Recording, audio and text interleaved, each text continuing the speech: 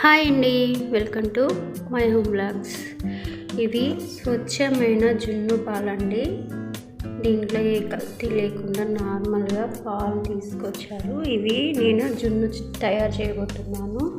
ఎలా చేద్దామో చూద్దాం. ఇప్పుడు ఒక బౌల్లోకి జున్ను పాలన్నిటివి తీసుకొని అందులో మనకు టేస్ట్కి సరిపడా బెల్లం వేసుకోవాలండి.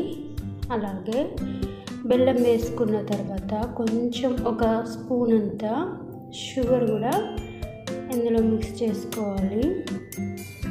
చూపిస్తున్న ఒకటే స్పూన్ అండి. ఇది మిక్స్ చేసుకున్న తర్వాత దీంట్లో సాల్ట్ కూడా కొంచెం వేసుకోవాలి.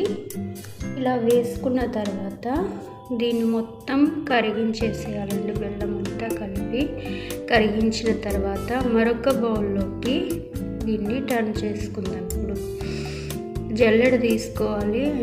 అలాగే ఇది జల్లించుకోవాలండి.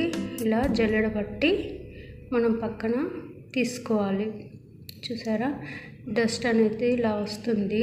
బెల్లంలో ఉన్నదంతా కూడా ఇలా వస్తుంది. ఆ తర్వాత ఇందులో మిరియాల పొడి కలుపుకోవాలి.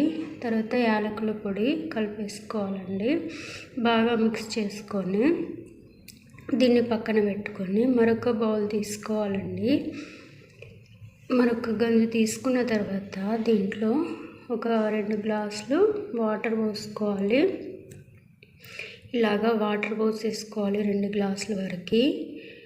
ఇది దీనిపైన మనకు స్టాండ్ లేదు కదా, స్టాండ్ ఉంటే స్టాండ్ అయినా పెట్టుకోవచ్చు, లేదంటే ఇలాగా ఒక చిన్న మూత పెట్టేసుకోవాలి. టిఫిన్ బాక్స్ మూతలు ఉంటాయి కదా, అది పెట్టేసుకొని దానిపైన జున్ను పాలు అనేటివి పెట్టుకొని ఆ తర్వాత మూత పెట్టేసుకొని మనం ఇడ్లీ స్టీమ్ చేసుకున్నట్టుగా ఇది కూడా స్టీమ్ చేసేసుకోవాలండి.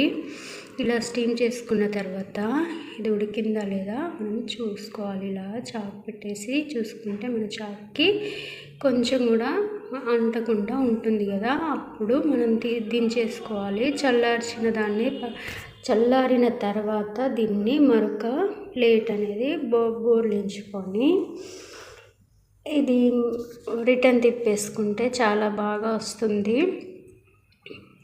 ఇలాగా రిటర్న్ తిప్పుకొని మనము సర్వ్ చేసేసుకోవాలండి. ఇంతేనండి జున్ను తయారు చేయడం.